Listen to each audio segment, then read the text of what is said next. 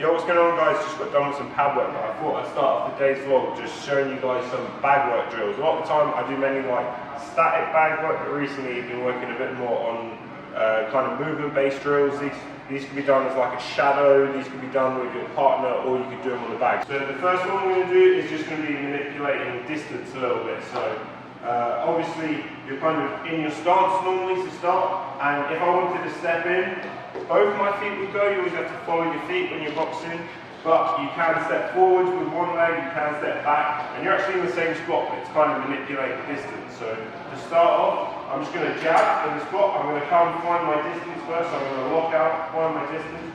I'm going to jab. Imagine the person's jabbing back, and all I'm going to do is I'm going to bring my back foot behind me to evade the jab and then come back with a 1-2. So it's a jab, 1-2, but with a bit of footwork as well to manage the distance. So jab, step back. I haven't actually moved anywhere. Jab. And like I was saying, you could also do this from a bit further out, which would probably be a bit more realistic for like MMA. So if you step in with the jab, step back, 1-2. You're not giving up ground when they counter, and you're first and last in the exchange. So again, for that one, it would be jab, step in, step back, 1-2.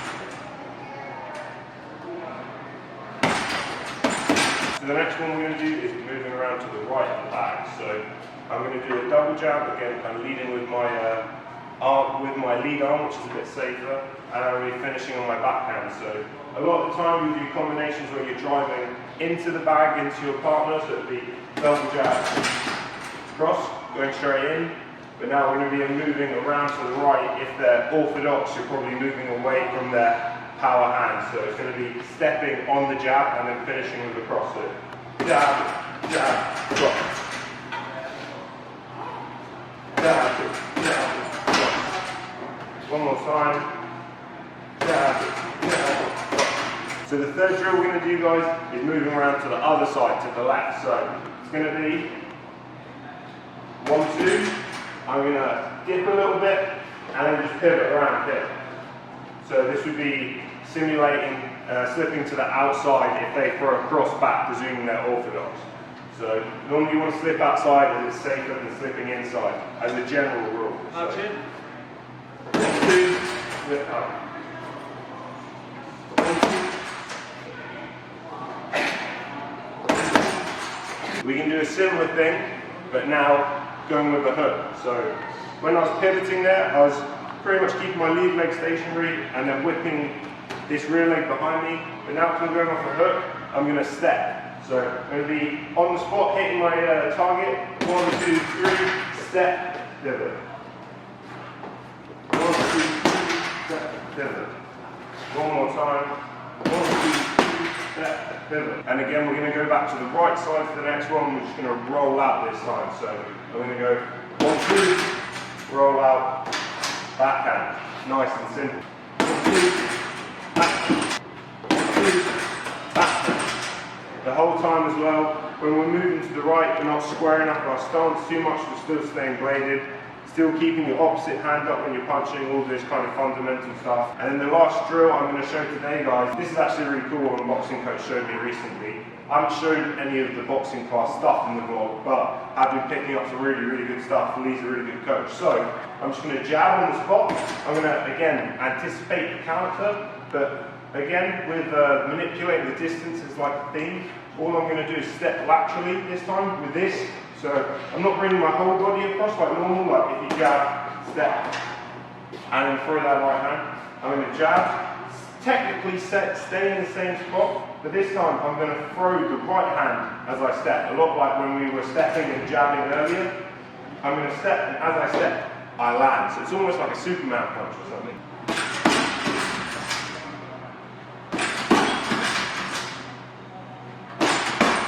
Anyway guys, gonna go do a little bit more shoulder rehabilitation now, just go pump some weights, get massive in the gym.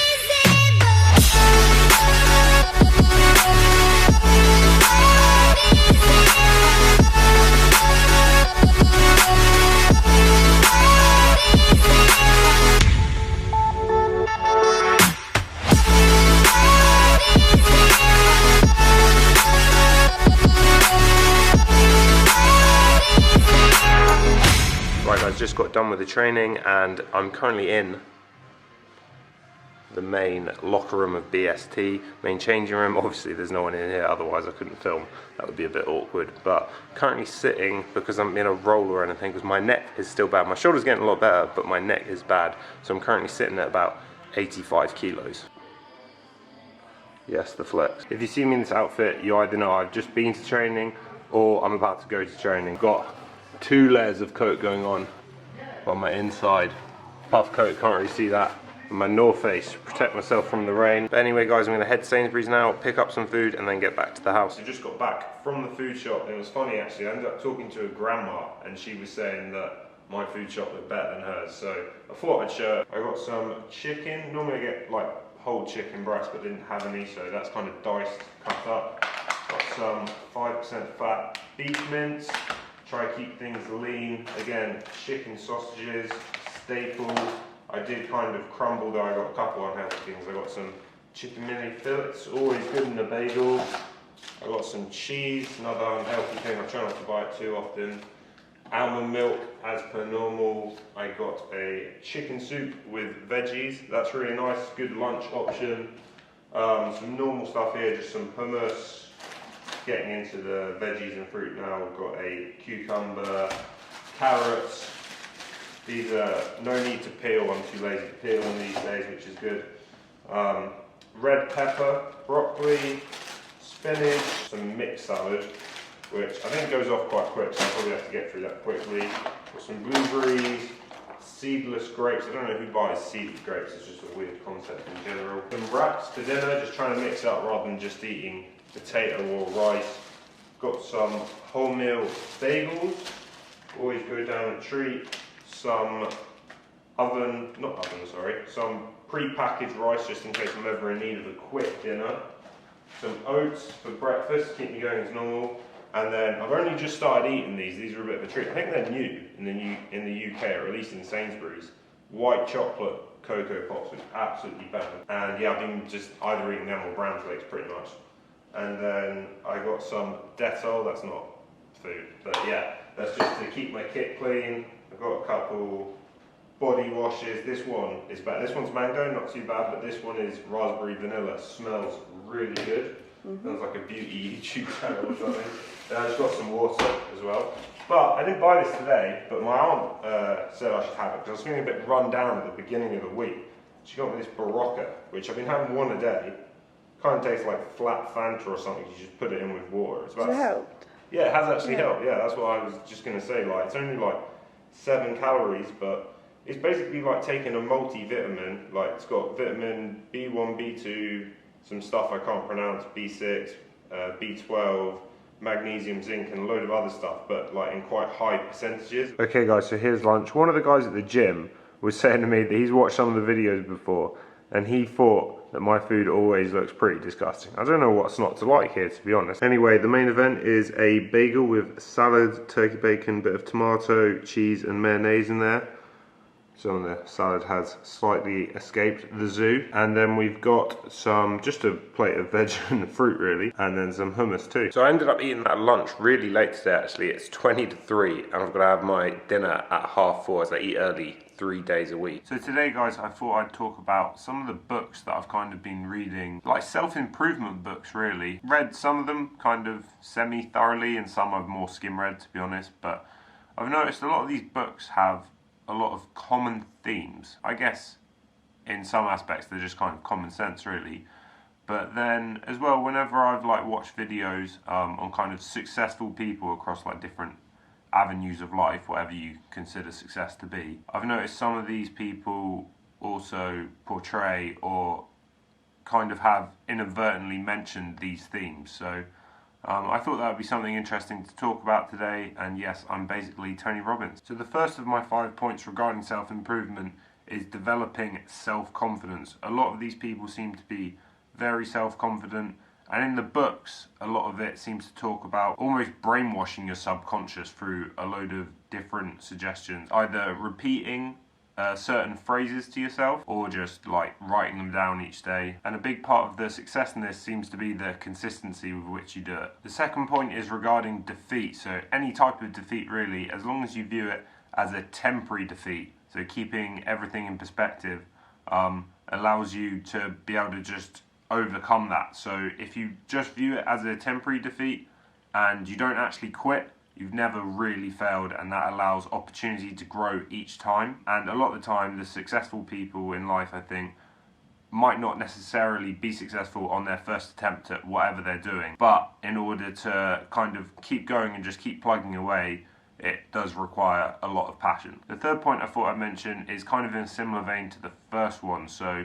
this is visualization, and again, this kind of comes down to positivity. So just pretty much blocking out any negativity, and whatever you're trying to pursue, say in fighting, just always visualizing you succeeding in that pursuit. Fourth point is quite a practical one. It's pretty much successful people are very good at having initial ideas, which they can then turn into like a stream of thoughts, which they can then translate through action into something in reality. And this conversion is done through planning. And the final point, which kind of links back to point number 2 about passion and not giving up, is basically whatever you're doing, you really have to believe in it, like down to your core, and that will kind of see you through. If any of you guys are into reading those types of self-improvement books and you've got any good recommendations, please feel free to drop it down in the comments below. Right people, time for dinner now. I messed up my timing slightly and didn't check my sweet potatoes, which I left in the oven, which as you can see they're a little bit burnt.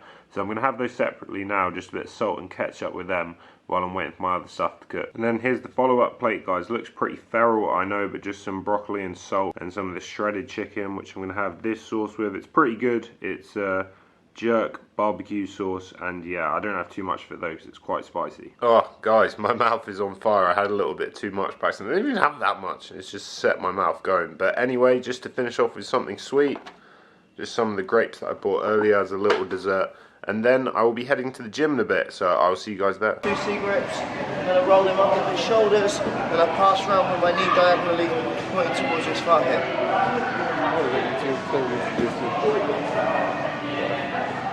Try to get some speed in it. If you're more experienced, guys, put a fake step in. Put a fake step in. Fake step. Come down. Fake step. He's going to recover his feet like this to recover his gut. So go in, 1.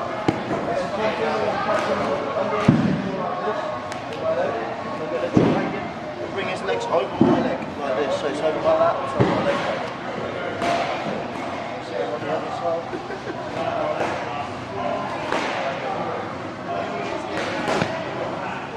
So I go here, 1, I go 2. He tries to pull his hips out of my leg drag like this.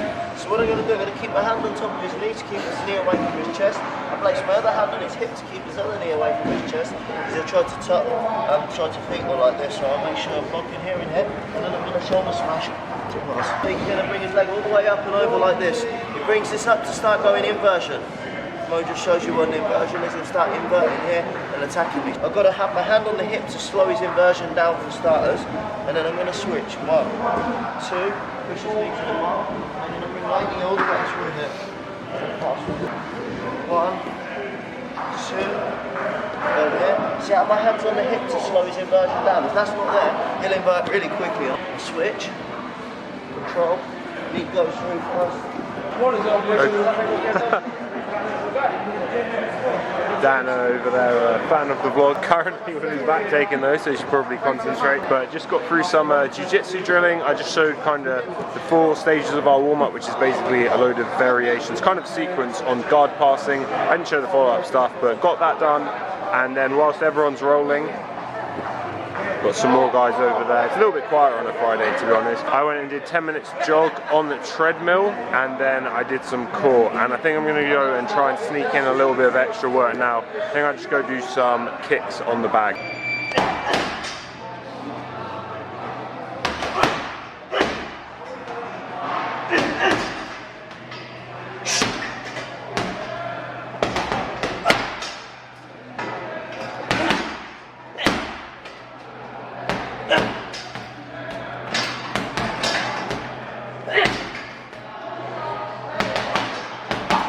But yeah guys, that is Jordan Vasant, who's like big prospect in Cage Warriors at your featherweight, right Jordan? Yeah. Yeah, big featherweight prospect in Cage Warriors, check him out.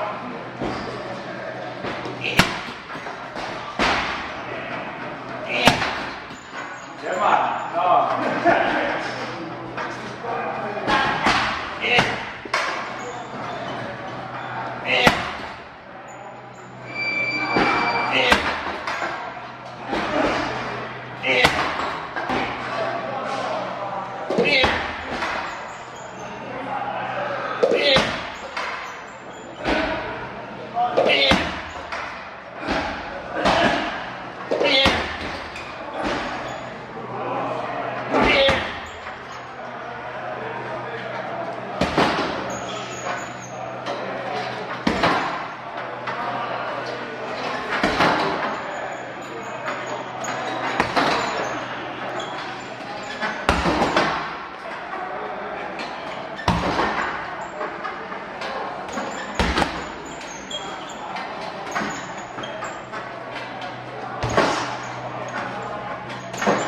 Okay guys, so back at the house now, finished up at the gym with a good MMA session under Coach Danny, where tonight we pretty much focused on groundwork actually, kind of top offense, so moving through like the guard with ground and pound, attacking the legs with kicks and stuff like that. So really good session on the whole.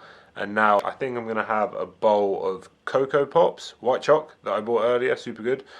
And then I'm probably going to ice my neck, because yeah, my neck is still a problem for me at the moment. I've tried like tons of exercises, I've tried heating it, but I think ice is probably a little bit better. Been to the physio, I'm going again next week, and yeah, actually I tried acupuncture for the first time, which the physio did, and she's putting this a load of needles in kind of my trap that were like that, like really thin, and then smaller ones that go in the neck. And yeah, first time trying that, interesting experience actually, because she was saying it kind of like stimulates being stabbed to get more blood flow to the region, because when it gets all knotted up there's not as much blood flow, which doesn't let it heal. And yeah, it gets really heavy, like for probably a day and a half, really like heavy and tight and a bit achy, which was different. I don't even know if it really helped, to be honest. Hopefully it did, but yeah, still kind of muddling through with that. But anyway guys, that's going to finish up the day. I hope you all enjoyed the video, and I'll see you in the next one. Peace.